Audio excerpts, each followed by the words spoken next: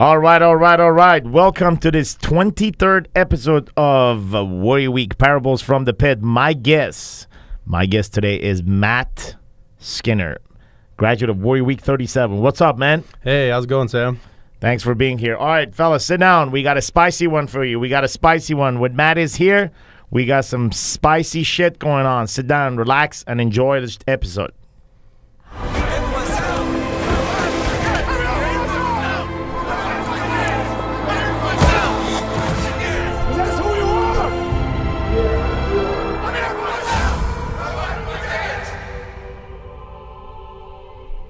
All right, Matt. So Warrior Week 37, man. You rolled in. I remember our conversation. I think first time I met you I was at Garrett's house. It was at the party.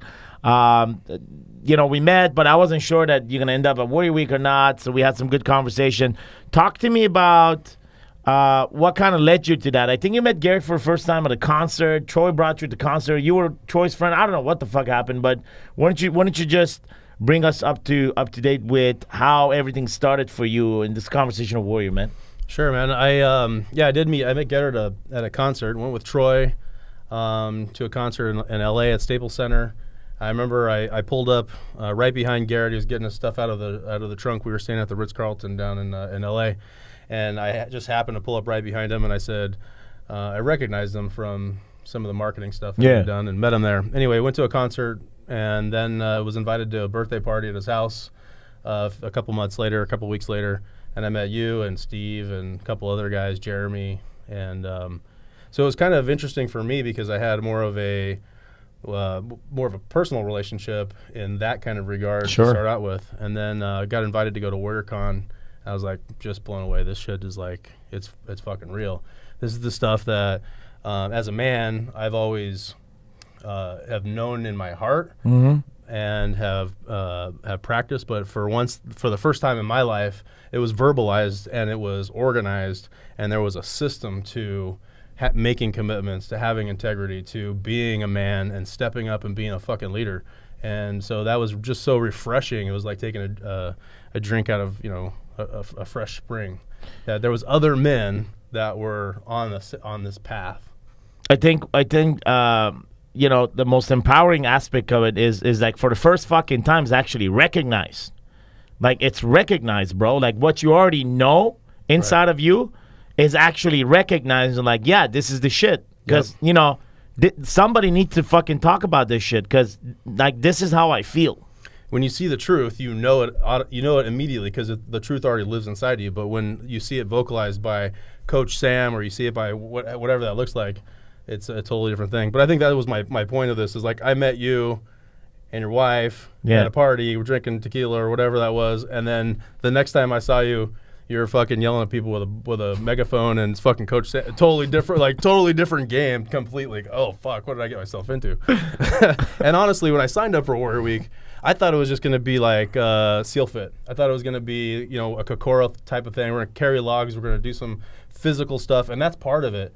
But it's so much deeper than just the physicality of it's not an exercise program. It's not a Spartan race or an obstacle course or something like that. It's not an endurance test from a purely physical standpoint. I mean, it's a mental endurance test. It's an emotional deep dive into the pit and back, and it's so much more than just a physical program. That's what makes it. That's what makes it what it is. Yeah, dude. I remember you. In the build-up to Warrior Week, we have this 30-day build-up. It's a 30-day experience. It's a fucking emotional roller coaster. And, like you were struggling with some of that shit not because you didn't want to, not because you didn't want to do this. It wasn't, but it was like I don't know, like, dude, like, I just don't know how to unbox some of this shit. You know what I mean? For so many years, I've learned to box this. I'm a boxer, man. I build boxes. Dude, I remember when I was delivering pizza when I was 16. Just as talking about being a fucking boxer. Just at 16, I was delivering pizza, and we were paid $2 a delivery at Pizza Hut. I think it's still the same fucking thing. I think maybe $3 now. I don't know. But it was $2 cash at the end of the night. So you had 12 deliveries. That was $24 plus probably about $2 on average. So then you made like $48, $50 for 4 hours. That's pretty fucking decent cash. And then you will leave with it drink or whatever the fuck you do at 16. But during the time that we didn't have deliveries, we had to fucking make boxes. We weren't paid by hour, but like it was the agreement that if you're not delivering pizza, you fucking make boxes. So I remember that routine of constantly making fucking boxes, folding and making, and that's what we've become most of our lives, at least specifically myself and you and so many other guys that came into Warrior Week, is that we learned this process of boxing a lot of our fucking feelings. And ultimately, the only feeling that we didn't box was probably anger. Like, anger would, like, rip the shit out of any box, but everything else is like box and put. And now you have piles of fucking pizza boxes on top that are useless. Useless. Like, you have 100 empty boxes of pizza, no fucking pizza delivered, no one is fucking eating, and the purpose of boxing was just to sedate and put it away. I remember you struggling with that because you're just so used to boxing, and unboxing was like, well, how the fuck do I do that? Oh, I take it off, pull it back in, make it flat. How the fuck do I do that? So talk about that a little bit, man. Sure. Well, that's a good analogy. I like that a lot. I think a big part for me was when I first started this program. I mean, I've been an entrepreneur for 17 years. I've run my own business. And honestly, my whole thing, I mean, one morning at Warrior Week, this came up, was I run my own show. Nobody tells me what to do ever, and fuck you if you try. And so getting into a program where I had to be somewhere every day at the same time, had to listen to people tell me what to do, I had to follow assignments and do certain tasks and instructions, all of which I knew was benefiting me. Yeah, I had just a knee-jerk, immediate reaction to fuck you. I mean, that's just, it was so difficult for me to get into that pattern. But what I learned through all of that is to be a great leader, we also need to learn how to follow. And so to be a good leader, we need to learn those skills of also being a good follower in that sense. And so I rejected the structure of it immediately. But I think more to your point, boxing our feelings, boxing our those emotions until the only thing you have left is anger.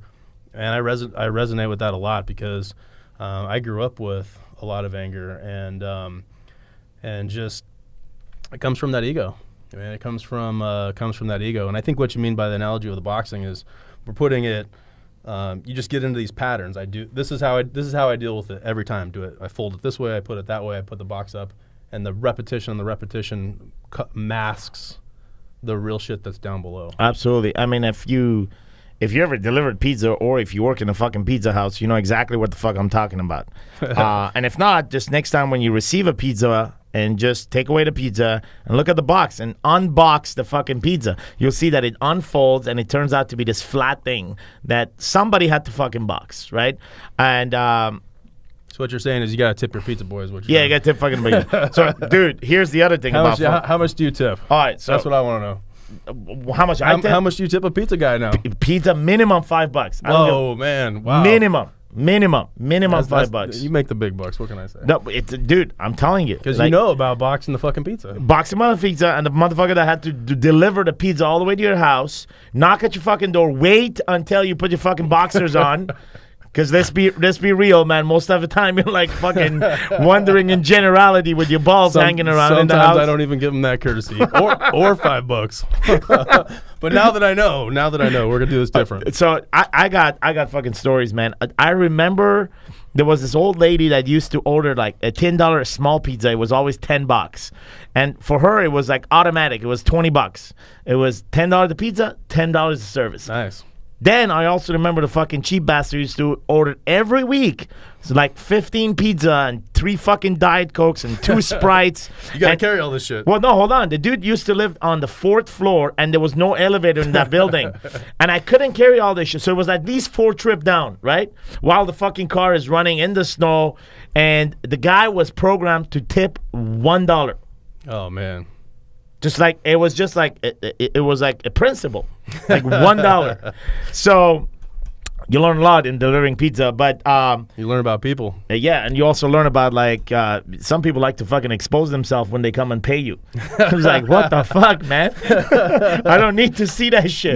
No kidding. I always say the room service people it's the worst job on the planet, right? Why are you ordering room service in the first place? You gotta walk in. You just got done and I want some food coming up. You got to walk into that scene. You know what I mean? It takes a lot of fucking courage. It takes a lot. We should have an edition for room service people at Worry Week because that's going to be a courageous one. Coming back to you, brother, and this idea of violence, this idea of just being angry. Like, take us through your childhood, man, and like how you grew up, and what environment was that, and how violence and anger was actually, the weapon to survive in a way. You know what I mean? Yeah, absolutely. Well, I started out. I have parents that are still married together. They love each other. It's a healthy relationship, and I'm so proud to be able to say that because I know there's a lot of people that can't say that. They're awesome. My dad was a man's man, totally just, fixed cars, built houses, did man shit all around the house. My mom was a stay-at-home mom, very traditional upbringing in that regard. And so I always looked up to my dad and wanted to be manly like him, or a man. And so, doing a lot of work, I realized a lot of the things that came for me is I never thought I could be man enough to be like my father or to get his approval, if you will. And so I found other outlets through violence, through sex, because I thought that those were the manly traits that he didn't do, that I could outperform him on. If I could just be bigger, stronger, more, masculine, in the more like, in the dark ways, the dark warrior ways. Yes. And it started out with, I was told my son this. I shared this with my son just a couple days ago. In 5th grade, I was on the playground, and an older guy who was, one of the more popular guys on campus, called me Fat Matt. And man, I don't know what happened, but trigger happened, and I beat the dog shit out of this kid. He was in 6th grade, bigger kid. He probably worked out. I don't know, everything maybe in my imagination is totally different, but he had some social status on the campus. And from that day on, it was one of those things. Schoolyard fight, people crowd around, watch the fight, saw me beat the crap out of this older guy who was bigger than me, and I got respect. And so what I learned from that day was through violence and intimidation, I get to be respected. And that carried on through, into 6th grade, into junior high, and got I translated that in a positive way into football. And then when I wasn't playing football, it was game on. I was looking for fights because I got respect out of that. And so this violence perpetrated itself. I was like, I hate to say it, but I was a fucking bully. Okay. Like, well, it was like our motto as a teenager was drink, fuck, or fight. Got it. And sometimes there probably wasn't as much fucking as there was going on the other things that we wanted to do in high school, So I got in a lot of fights. And I'll tell you, they make places for people that want to be acting like that. And so, getting in trouble with the law and getting busted for fist fighting. And I hurt a lot of people. And so I look back on that and it was like, well, the hole that I was trying to fill in me was I wanted power. Yep. I wanted respect. I wanted to be a man. And ultimately, my father was able to accomplish respect and power and to be a man by doing positive things. And he was a great role model in that regard. But I totally rebelled from his way and tried to do it my own way. Mostly, I would say, out of ego. When you look back, it's definitely something that needs to be looked at, right? I wouldn't say it's fucking interesting because it's not interesting. It's the fact. It's the truth. It has to be looked at. Is that you got your dad, which represents everything that a man is supposed to be in your eye. You look at it right now, and the guy's like, okay, he did manly shit, including loving his wife. That was pretty fucking manly, right? So proof is he's still with your mom, and like he loved his wife, and he did manly shit. Took care of kids, made the money. Inside of that, you find a different venue, and I'm not sure if it was to say, my dad didn't teach me those stuff, or it was more of like, hey man, something happened one day, like I was pulled into it. Out of that, it was the first time that I've seen praise. Yeah. Right? Now I get praised if I do that. So it's like being the fucking gladiator in the Medium Stadium, and now you get into it. Yeah. At the end of the day, you're a fucking slave, but now you get into it because now you're called the gladiator because all these people are fucking praising. They like to watch. And then power comes from that. So praise runs most of man's life, And then the other aspects of this is purpose. Purpose was absent at that age because, I mean, who the fuck has purpose at that age? Right, none. And then, so praise became the name of the game. And even like football, right? Even football through everything. And so, yeah, you got in trouble. You do some shit, and you realize that you can actually turn all that into now something positive. Yeah. And I think that was when you started switching to take all this anger and violence and this skills, and you turn it into professional fighting, MMA. Talk about that move, talk about that decision, and talk about the journey inside of that as a man. And I don't know if you were married at that time or not, but talk about like what happened in that process. Sure. And so at around 21 or 22, and I had been just I was a fucking terrorist. I was a horrible person, doing all kinds of crazy shit. My dad mailed me a book called 7 Habits of Highly Effective People. And honestly, the first thing, my knee-jerk reaction to that is, fuck you, I don't need, what are you willing me a self-help book for? I don't need self-help. I'm a fucking, I'm a man. I'm badass. My ego is fucking giant. He sends me a book, and I didn't read it, but I found myself in a position where I had nothing better to do than read this fucking book, if you know what I mean. So I read the book, and it was the first time that I realized that everything up until that point was exactly what I chose it. I designed it. I manifested it to my life. And that's a hard pill to swallow for anybody.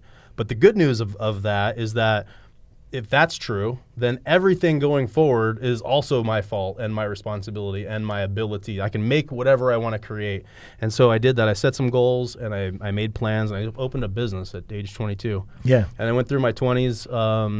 I made a lot of money. I focused, I channeled, and did all those kinds of things. I ended up getting married around age 29. I had a thriving real estate development business in Los Angeles. I built multi-million-dollar homes for celebrities, and I was doing spec development and real estate, all kinds of great real estate. 29, that's fucking 29, amazing. Crushing Shit. it. I thought it was fucking Midas. It was the economy's going good, and everything I touched turned to gold. I got investors that are have their faith in me.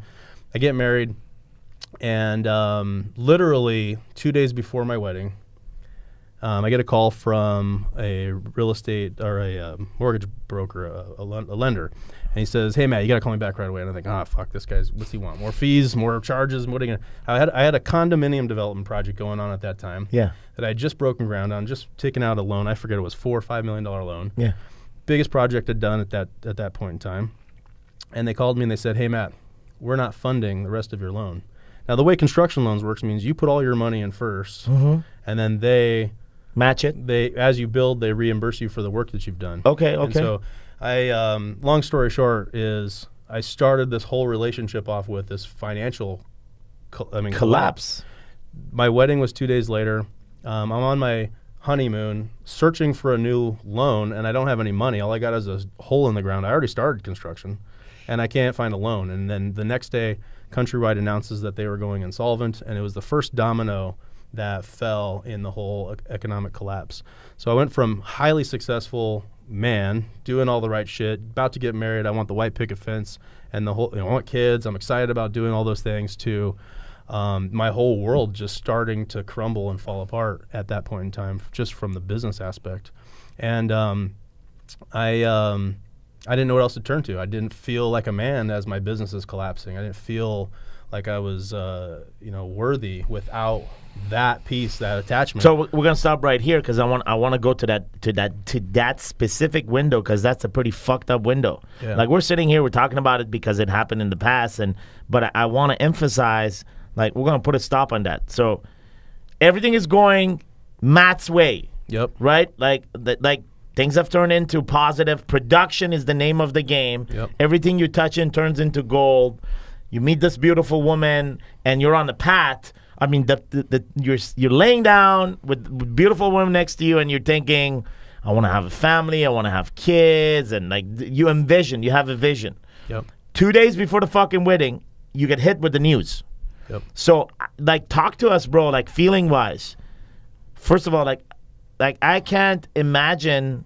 Like, everything you had was gone. Like, let's talk about it, right? Like, I mean, almost everything you had was gone. I didn't know it at that time. 2 days before, you didn't know that. I knew I lost the loan. Okay. And I just thought, well, fuck it, I'll get another loan. Because the economy was so... But you didn't lose your money. You lost just the loan. So now I got... Okay. Yeah, so I have land. and then they're not going to fund the project. So now Okay. I just have land and no money to build anything with. So like, okay, fuck it, I'll go just another loan. I'll go Fuck get this. another loan. Okay. And what I found out was it wasn't just that lender or me. It was this whole When did you economic find out? thing. At the honeymoon? Yeah. Okay, During the so honeymoon. then... So I'm on the phone my whole honeymoon, talking to banks, making applications for loans, trying to figure out calling my lawyer, should we sue this bank? What the fuck's going on? I had So the stress started kicking in the honeymoon because you kind of dismiss it by saying, "Oh, fuck these guys! I get another loan. Let me get married." the stress is there. No, the stress is real. I've got investors in this deal. I've got everything, all of these things culminating. I got At your investors honeymoon. At my honeymoon. Is your wife aware of what's going on? Or you let her know? Did you let her know? Or kind of? Or I think I let her know what was going on, but because I was busy, I was working the whole time. Yeah.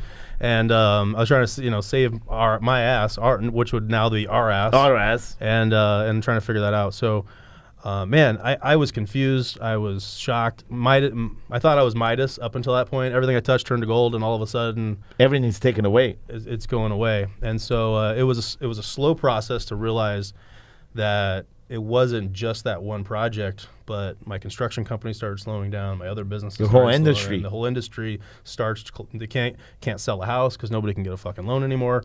Like, what the fuck is going on? Next thing I know, politicians are canceling their Obligations? campaigns Yeah. to come fly back to Washington and try to fix things. If you remember, like, all that went on. It was just crazy to watch this whole thing, and this enters into like 2008, and they're doing bailouts and all this stuff, and I really didn't even know what was going on. So since then, from going through that process, I mean, I've made it my mission to study market cycles, but I know that's not what we're specifically talking about today. When I lost all of that, and when I realized I lost all of that, I went back to what I knew that would give me respect and power, because I felt powerless. I couldn't take care of my wife. We by then started having trying to have kids in the midst of all of that, which is chaotic in and of itself. And I went back to I started training at a boxing gym in LA, and started training with a guy who was, he was now a champion, local champion. Oh, but shit. I was just, he was about my same size, so I trained with him. Get up 5 o'clock in the morning, run 5 miles with him every morning. I didn't have to work. There was no work going on. I was like out of job. I didn't have a job. My business was shut down. It was fucked. So I started sparring with him, and I have background in fighting. It was a great matchup. Yeah. And I said, fuck, if he's a professional fighter, like, I'm going to go do this. And so I did got involved in mixed martial arts. And I'll tell you, the one thing I can say about this, about that, is, you get respect, you feel powerful and all of that, but the training and the discipline is second to none, because you have to have cardio, like crazy mad cardio. So it's all about cardio, training. Technique is one thing, but a guy who has all the technique in the world and no cardio, Dead on the floor. dead. Because in a cage fight or in any competition, the adrenaline run up from weigh-ins 24 hours before to the next day, and you've cut weight, and now you're rehydrating, and you're nervous, and you're thinking about your opponent and your game plan and all these things.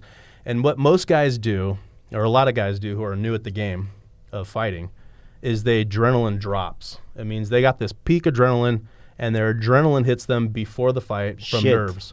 So they walk into the cage with no energy, dead already. can't fight, and they lose fast. And so part of the game of being in the arena, of stepping into a cage, listening to that cage door shut, is being able to control that adrenaline and knowing when that should spike. And so one of the most awesome things to harness inside of that game is the second when they close that cage door and it clicks behind you, and there's your opponent ahead of you. You don't even notice that there's a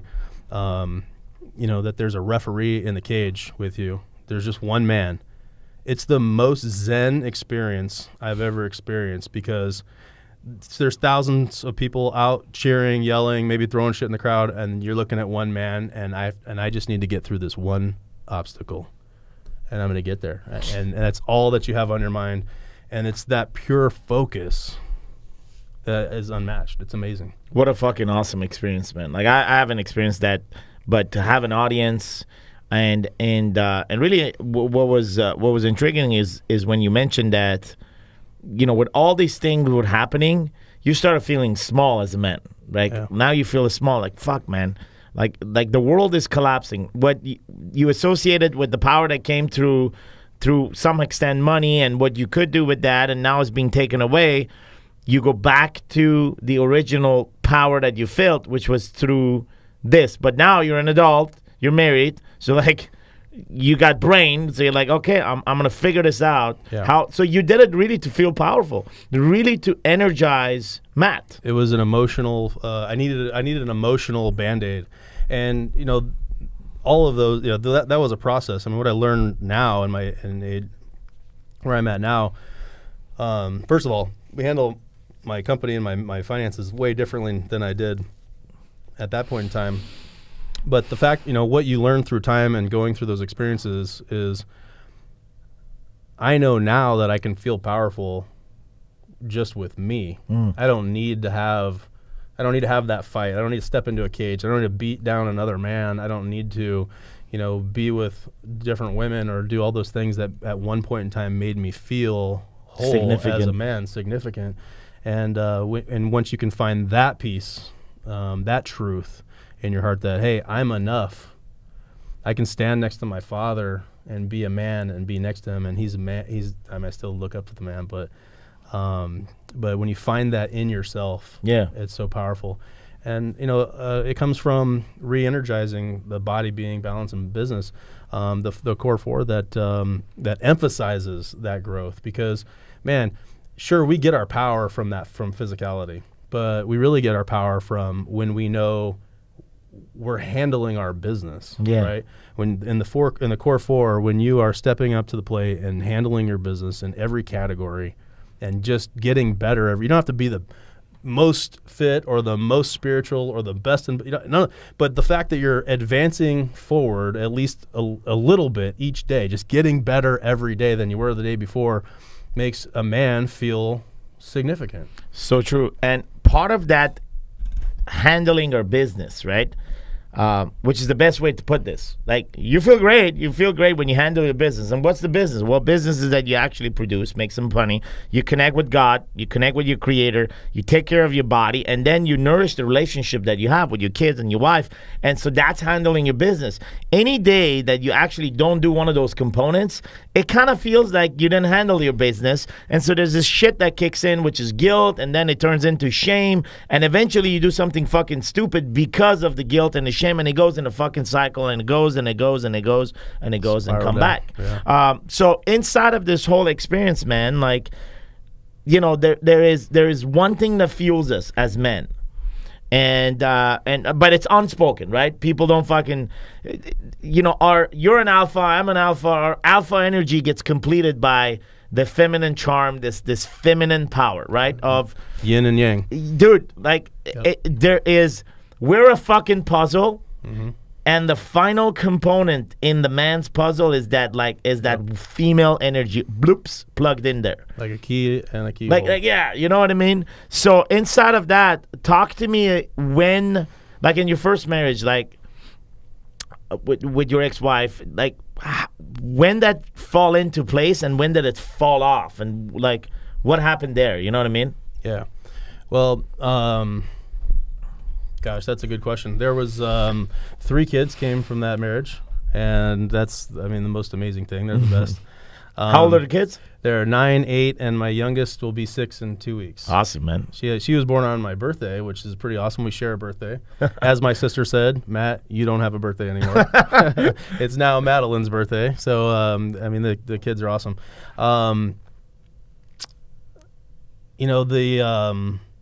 The relationship broke down. I was training. I wasn't handling the other areas of my life. I was all about physicality. I was all about being a fighter, cutting weight, learning how to jiu-jitsu, kickboxing. We were doing 5 miles at 5 o'clock in the morning. We were doing 3 sessions a day, jiu-jitsu at night. We're going over just techniques, walkthroughs, sparring twice a week, getting black eyes and beat up. I wasn't taking care of my business in the other categories. Spiritually, I was a fucking disaster. Mm-hmm. Financially, I was just losing. And I had given up on the money. Fuck the money. I'm just going to fight. I'm going to be a fighter. Mm-hmm. And they don't pay. It doesn't pay. Pay shit. So it was all about ego and self-gratification and what I'm going to get out of this. And then ultimately, that process turns into That's not working for the relationship, and I'm not being a man at home and handling that. And then we're not sleeping together anymore because she's not attracted to me because I'm a fucking asshole. Yeah. And then next thing you know, it's we're sleeping in separate rooms, and then next thing I know, fuck it. If I'm not getting any at home, I'm gonna go find some somewhere else. For sure, yeah. And so ultimately, that's that's how that downward spiral rolls. And I'm ashamed to say that that's what the choices that I made, but and I don't mean to say any of those things as excuses because I have to own that shit. Sure, I do. Sure. And the worst part is someday my kids will hear that story. Yeah. And I think that's especially I have 2 daughters, and that's the worst thing that I could would ever want them to hear. Or know. Well, the reality is the following, okay? And this is mainly for your daughters if they're going to listen to this, and then any other fucking man that is listening or watching this podcast and that actually can resonate with the blueprint that Matt just dropped, which was, listen, man, I was focusing one area. I pretty much dropped the other areas, and then that affected my relationship with the woman that I was with. And as a result of it, we were not intimate. We didn't have sexual encounters. And as a result of it, I'm a fucking man. I got to get it somewhere. And I end up going somewhere else. And that's the truth. That's the story. So I'm going to have you consider, like, bro, at that time, you just knew what you knew. And which is exactly the blueprint of the boy that you were. The blueprint of the boy was go to praise for power. And you find your skills in fighting. Yeah. And that turned into positive fighting, and you fought with money now. That was taken away from you. It was like calling you Fat Matt again. Like, only this time it was like Broke Mac. Right? Somebody was right, loser. That's what my wife was saying. You're a fucking loser. Go be the man. What the fuck? Take care of now we have 3 kids and you're not making any money. What's up? Then you feel like you go back to what you knew, which was, I'm going to go find power. Because here's what I'm going to have you consider. If you roll back during that period, it's not that you were a fucking asshole. It's not that you were a bad guy. It's that you were a guy that was trying to find the only thing that would give you power. So hopefully you use that power and fix this fucking shit. Because ultimately you were fighting. You were fighting for power. And you wanted that power to come back and help you build your marriage, help your kids. It wasn't that you didn't give a fuck about your wife or your kids. True. You were fighting for a cause. And perhaps, I can imagine just that, going into the ring, like, you would have the image of your wife and your kids with you, and that would be like one of the fucking drivers. Yeah. So when you think about that, it's not like Matt was a fucking asshole. Like, you were on a path and you were just following what you knew, which was, I want to help my wife and my kids, but this is the only thing I know. So true. Let me tell you a story. Yeah, go ahead. Thank you. You brought this up. So you're right. My wife, 9 months pregnant, sitting in the front row, cage side. I'm in there. I'm fighting. I win. I run around with my victory lap, right? Yeah. What I didn't know was she went into labor during that fight. And she didn't tell me after the fight. She let me go party and drink tequila and get fucked up and take pictures with all the boys and all that stuff. And then didn't mention a word. Drives me home at 3 o'clock in the morning, shit-faced drunk, in labor. Can you imagine this shit? Shit.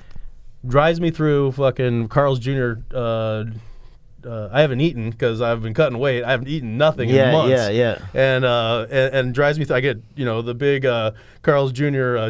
Double Western bacon cheeseburger, and I'm like fucking chowing down. She's over here having, I don't know, because I'm drunk. Sure, of course. 6:30 in the morning, she says, Matt, get up. We need to go to the hospital. And I said, and she comes in, and this is the first time I think I ever heard her cuss in my whole life. She says, motherfucker, you better get up. And I jump up, and I'm hungover, and I'm beat up, and my face is all fucked up, and I drive her to the hospital. And we go into the front hospital where you sign in for the maternity ward, and the lady at the front says, sir, this is the maternity ward. The emergency room's down there. And I realized I'm all beat. I mean, I won the fight, but I was all beat up, bruised and fucked up and drunk and all this stuff. Anyway, so probably some mustard from Carl's Jr. on your shirt. Right. So that was the first baby was born that very next morning. Shit. And that was a pretty crazy story, but what brought that up was that you said you're right. They were right there. They were right there watching, and the reality is, like, you fight, like, your wife was in the ring with you. Yeah. Like, she could have been the type of wife that say, and then it would have fucked the fight for you. But she didn't fuck your. Supported she me, not, yeah. Dude, man, like. Yeah, that's huge. Yeah. That's huge. But I mean, that's part of your story. That's the story, is that through that I start seeing and I start growing, and obviously mistakes were made.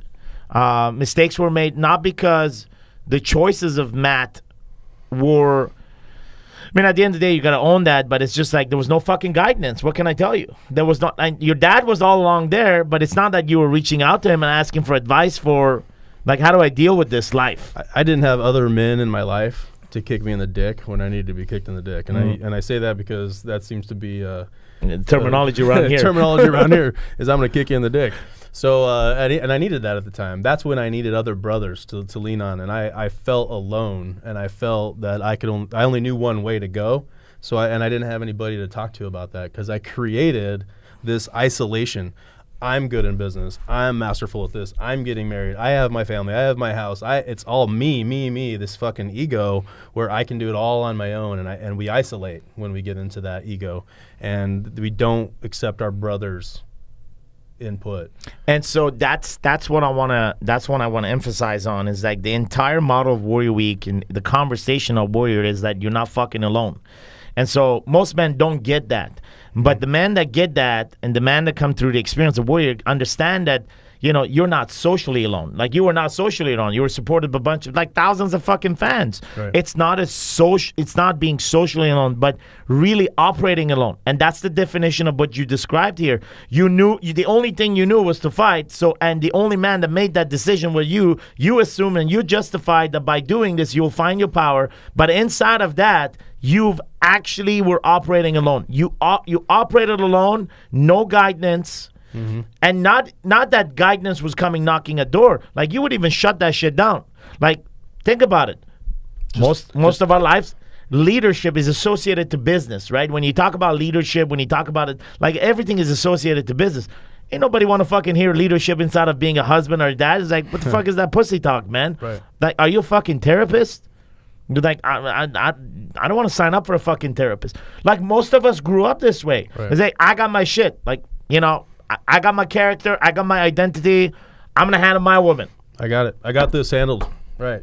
I got this handled. And if I don't want anybody to see that I don't. And there is no, like, I'm not going to tell you about my personal life. Yeah. And so a lot of guys, like, right now hearing this thing is like, dude, these guys are pretty open. They're talking about this shit, but I'm kind of not in a place where I actually have a place to open up. And I get it, because no one is opening up around you. I was in that place for fucking 37 years that I couldn't open up to my cousin about certain things. In fact, I wouldn't even tell him things because I was afraid that one day he would use this as fucking intel and data to fuck me over. Right. Like anybody. I had that suspicion when I got into Warrior. that was part of that the early 30-day run Early resistance. Like, oh, what are they gonna do with me? What are they gonna do with this? Yeah, I'm not telling them this shit. Oh, you want it on video too? Oh, fuck. Yeah. So, you go through that difficult time because I'm sure it wasn't easy, but also it was, dude. Like, it was like, I remember you sharing some of this shit. It's like it was an emotional separation for you, man. It wasn't like, okay, you know, thank you very much for 9 years of whatever to shake my hand. It was like, fuck, man. You know, I had to almost separate with. Like, I had to separate with love. You know what I mean? And that fucking hurts. Yeah. So talk about that, man. I mean, ultimately, just taking ownership. One of the things I was lucky to learn early on was taking ownership in life. Whatever you bring into your life is because you have to own it because you brought it. Sure. And so I had that piece of the puzzle kind of wired up. And then taking on that responsibility that I fucked up a marriage because I wanted to have a marriage like my parents. Sure. More importantly, I have 2 little girls and a young boy who, you know, now are not in a intact home, and that still pains me. Mm-hmm. And so, you know, it was an emotional breakup. It was I realized that I fucked up, and that I caused this. And I can come up with 9 things and blame and say she did this and all these things, but at the end of the day, I fucked it up. And there are 3 little people and a broken woman because of my fuck up. Mm-hmm. And you know, that is an emotional pill to swallow. Like, how do you? That's fucked up. You know, I've told you this, I think, a couple of times. And I'm going to tell it here because this is how we operate. It's the, parables from the fucking pit, and we are in the goddamn fucking pit. Because that place that you described to me, it was painful. And you describing it right now, I can still feel the pain. So my heart tells me to tell you once again, I don't know what the fuck it is. I'm not someone that can see in the future, but I see everyone in the same household one day. Call me an asshole, call me like what. But I have a feeling that there is a reunion that is coming up. And my heart is telling me to say that. And I've told you this before. You did. In Warrior Week, you said, is that something that you should pursue? And I said, absolutely not. I have a new relationship. Sure. It's a beautiful relationship, and I'm committed to this. And maybe that intact home will include her. Sure. One day, which is the conversation that we had at that time. So I definitely appreciate that coming from you. And one of the processes that we go through in all of this Warrior Week and through the Brotherhood is reframing these things. What do we know? Reframing what we know. And what we feel. What if the story was different? What if the story was different? And what if it wasn't a story of hero or sacrifice? Oh, I brought the kids in. What if it was just a story of, like, I follow what my heart told me? What if it was the goddamn fucking truth that liberated everyone? And it's a process. It's a process of inquiry, man, because it's going to take you on continuously inquiring about, what do you fucking want? What do you want? This motherfucking question never stops. Never stops. It's like there's no arrival at what we want. There's always constantly, what do I want? And there is a path towards what we want, and we take steps for that. So, dude, talk about your kids nowadays. How do they see that coming in after Warrior? Because we're going to go back and talk about the pit a little bit, but I just want to browse over, like, how do kids see you today? How do they see you different than when you came into this whole awareness experience? Because all this was awareness, and you recognize already what you already knew, and you learned some stuff. That's good, and you applied it. But at the end of the day, it's just an awareness and a remembered process. Yeah. Well, a big thing in this whole game that we play inside of Warrior is the accountability and the brotherhood. Yeah. So that's the most powerful part of it.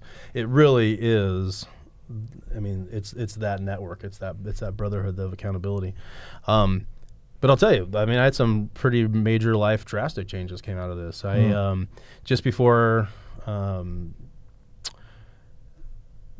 went to Warrior Week, before I met you and met Garrett, I used to live in the northern part of Los Angeles County, and which is where my mom and dad live, where I grew up. My ex-wife and my 3 kids all live there, and I have a big building project going on down here in Newport Harbor. Got oceanfront property, doing a $10 million construction project. That I bought this lot a couple of years ago and been designing it. My heart's in it.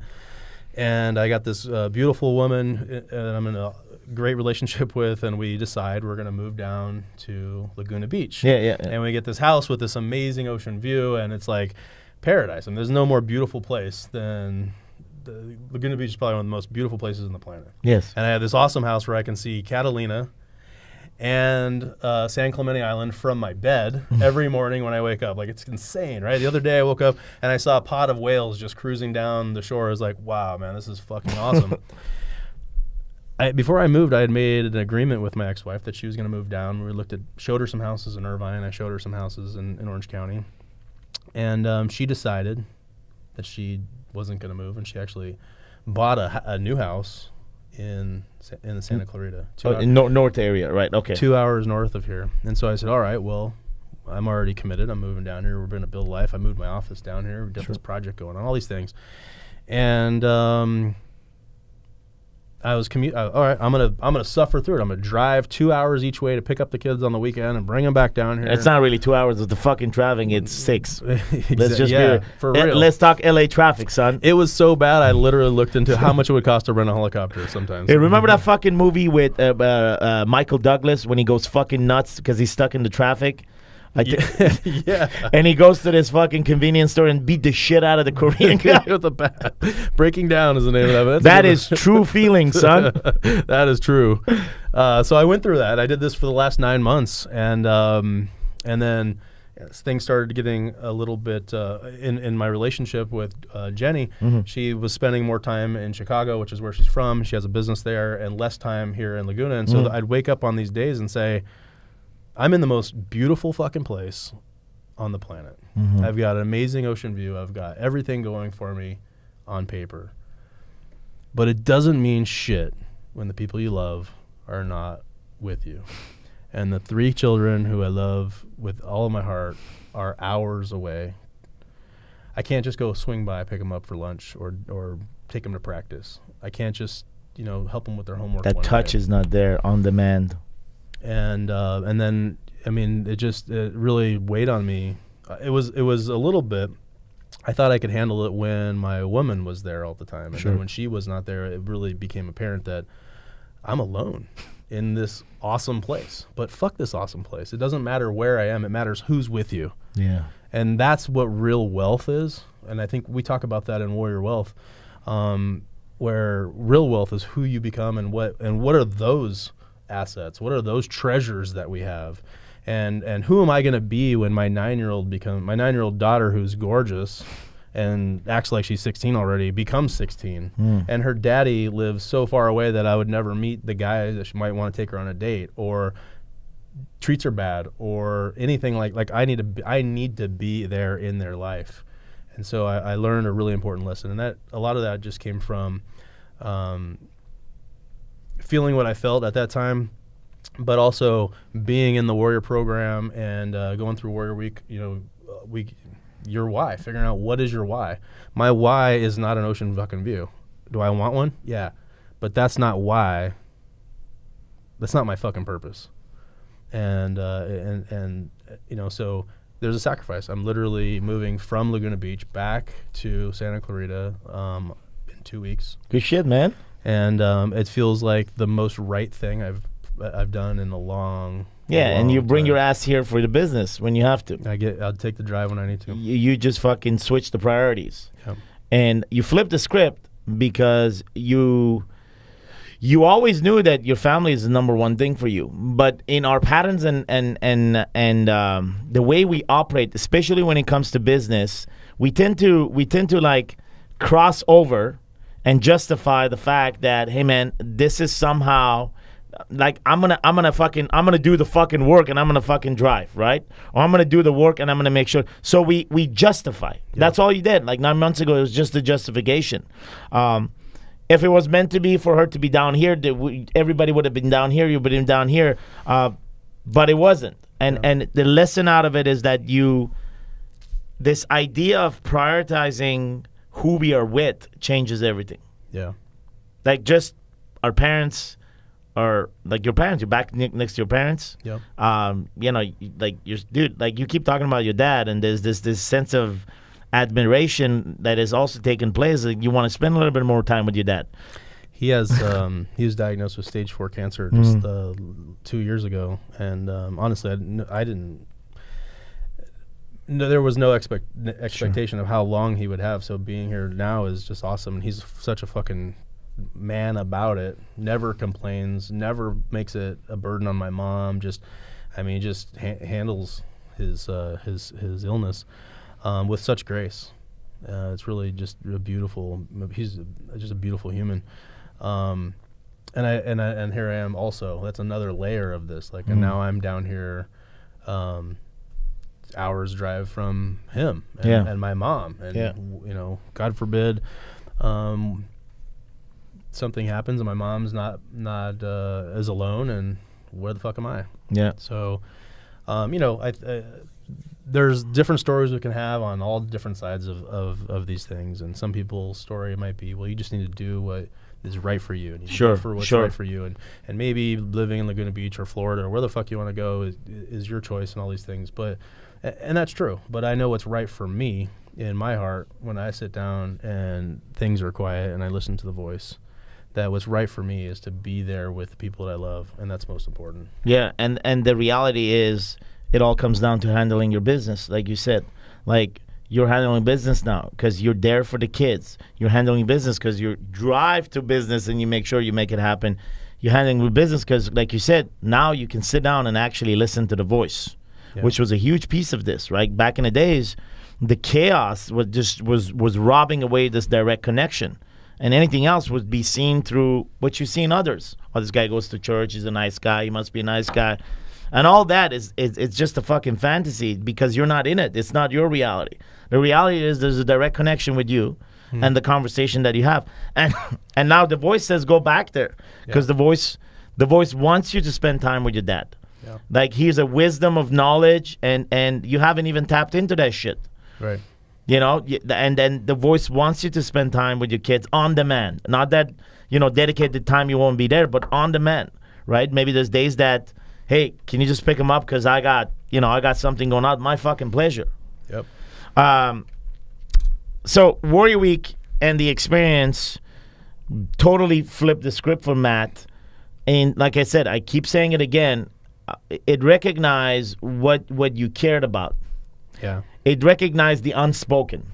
Like all along, all I wanted was a family and my kids, but I acted like a goddamn fucking animal from time to time. That's true. So I'm glad that there are other fucking animals out there. I don't feel alone. I feel that I'm recognized, and I feel that moving forward, I operate by this thing that I learned, which is the truth. So talk to me a little bit about that, man. Like, we push for that, right? So how does that come into play with your relationship with your kids? How does that come into play with your conversation in business? How is everything different, in your industry, in your world now when you operate by one single fucking rule, which is tell the fucking truth? Yeah. Well, that's a huge component of it. And part of that truth is sharing what you learn. Yeah. And so I have a group of I teach real estate. I'm going to be speaking at a huge event in Toronto in a couple weeks. It's done a shared stage with Tony Robbins, and a couple end of this year I get to do a shared stage with Grant Cardone. Like I feel really empowered and all this stuff. It's really fun and an honor. And inside of all that, I have several hundred people that pay me for coaching in real estate. I teach them how to buy. I teach how to buy apartment buildings, and we have an equity fund, and we buy apartment buildings, and we build a team. And I always say real estate's a team sport, but really life's a team sport when it comes down to it. Like, there's no man that does it on his own. There's no fucking island. There's no lone fucking ranger who handles all his business on his own. Like, we need to stand independently, but we also are stronger when we're interdependent, right? Iron sharpens iron. When I hold my brother accountable and he holds me accountable, we are stronger together when we do that for each other. But so I started teaching this to my own tribe, and the impact that it's made just in my relationships inside of my company, inside of with my employees, inside of the relationships I have with my coaching students, my deal makers, and I see them evolve and see how these truths that we've come to recognize, and again, it's something like I said earlier, it's all of this is something we know is true, because when truth finds us, or when truth is presented to us, we know it's true because we already had it. Yeah. Right? But what this does is puts a system together and a brotherhood around it. Yes. And that's really what all the magic is of Warrior, and so being able to utilize that, being able to lean on other men. It's powerful. Here's the reality. Not having that will lead all of us, including myself, to the same fucking place that we crawled back from, which is this place that we are comfortable with lies.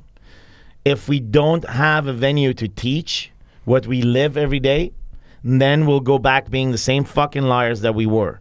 And if we don't teach what we live, and we teach from a place of not living it, then we're totally out of integrity, and it's just a matter of time that we're going to be fucking exposed. Teaching is the accountability. Yeah. Like, if I have to go teach this to you, I better fucking do it. Yeah. Because then who am I if I'm teaching you this and then I'm over here doing it wrong or doing it different? So here's the difference. And I still struggle with that because I'm not perfect every day. I hit all this stuff, and I'm teaching you, and I'm going, fuck. But you live the way. Yeah. And the way is not a way of perfection. The way is like, hey man, I'm committed to doing the work. I'm committed to handling my business. I love the way you put it. Like listen. Okay, I'm going to handle my business. All right, what is your business? My business is 4 things. My family, God, my body, and my business. Am I fucking clear? Yeah, I think you're pretty clear. That's business. And it's not, I'm going to handle my business, which is usually either I'm going to handle my wife, or either I'm going to handle my work. It's linked in our mind traditionally to one thing. Yeah. Right? Not multiple things. And so now it has this idea of multiple things. And here's the difference, bro, like of you going on these stages, right? This opportunity in Toronto, sharing stage with a bunch of other guys. Here's the difference between you on that stage and many other guys that continue to be on the fucking stages, is that you actually teach from a place of living. So the power that's going to transcend in your teaching, or whatever the fuck you're teaching, it may be in your line of work and your subject matter expertise, it's embedded in your flow, your experience, and your energy, and your ability to be vulnerable and not hold back. And said, bro, let me tell you a fucking story. I used to use violence to find power. Then I went to money. Now I use my family. That's how I found power. And so that's that becomes a teaching point inside of whatever you teach. But that has impact, because education that is backed up by experience now has impact. Dude, you've been to all these conferences. Guy goes on a stage. He's dressed really well. He speaks really well. He articulates really well. He's a good fucking presenter. He has the best PowerPoint presentation. He has dude, this guy's fucking solid. You come out, you don't think this guy is an asshole. You think he was a pretty good guy. 2 weeks later, this guy has no fucking impact on your life. Yeah. No goddamn. And yet, on the other side, you find out yourself in a situation when things are pretty fucked up, let's say at the first hour of Warrior Week, and then you get the biggest lessons of your life. And there's an impact that you carry up to now. We're not going to tell the details, but you know in what I'm talking about. But there is impact in education that is backed up by experience. And that's what you're doing inside of your tribe. Yeah. It's, hey man, it's like you talk about your decisions. Today I had to make a fucking decision that I had to move back. I have to give up what I've built for myself here because that's my priority. When you share that, people connect to that. Yeah. Does that make sense? Yeah, absolutely. The authenticity is magnetic for sure. And when you can be authentic and when you stop telling fucking lies all the time. You don't tolerate them anymore, you don't tolerate them anymore. True, that's a very good point. Well, that's not what I was gonna say, but that's that's real truth right there. But you know, it's you're in a different game when you are truly authentic about those kinds of things. Dude, I'm excited. I'm excited for you to see yourself on these opportunities, like the presentation in Toronto. And even with Gordon, you tell that motherfucker he needs to come to Warrior Week. Say Sam says you need to come to Warrior Week.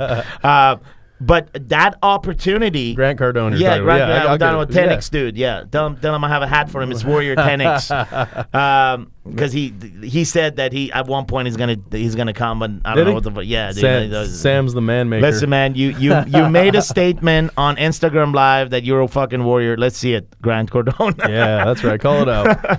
But... those are great opportunities, and inside of that game, like I'm excited for you to see the mat on the stage, the man on the stage, right? From how and what you're gonna deliver. It's no longer about the fucking content, bro. Yeah. It's no longer about that. It's about the context you're in, which is your life right now. Yep. Does that make sense? Absolutely. So, hey, man. Final words to our audience, man, as we wrap this amazing podcast.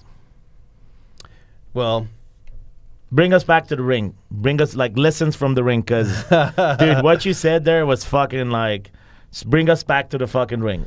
If we could all take that Zen focus that I experienced there, and when you can channel that and be crystal clear and focused on one mission.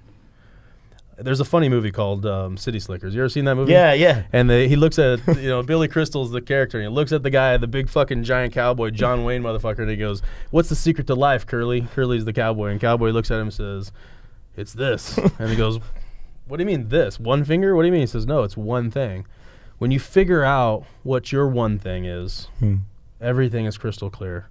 When you figure out what your purpose is and what your mission is, and you can close the cage doors behind you and the crowd melts away, and it doesn't matter if they're screaming for you or against you. It doesn't matter that there's a referee standing there waiting to see if somebody does something wrong.